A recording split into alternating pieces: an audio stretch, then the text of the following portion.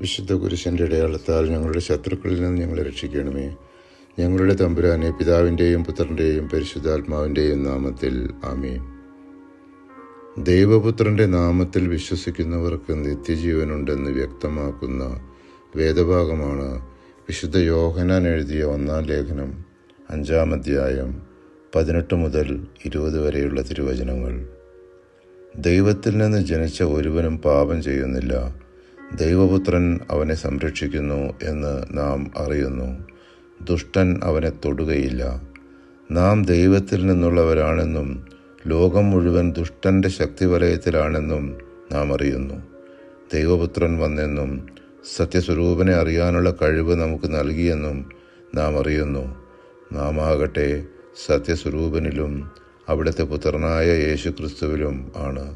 ഇവനാണ് സത്യദൈവവും നിത്യജീവനും. നമ്മുടെ പാപാവസ്ഥകളാൽ ഉണ്ടായിക്കൊണ്ടിരിക്കുന്ന ദൈവകോപം ശമിപ്പിക്കുന്നതിന് നമ്മുടെ കർത്താവിൻ്റെ പാടുപീടുകളെ ഓർത്ത് നമുക്ക് ധ്യാനിക്കാം.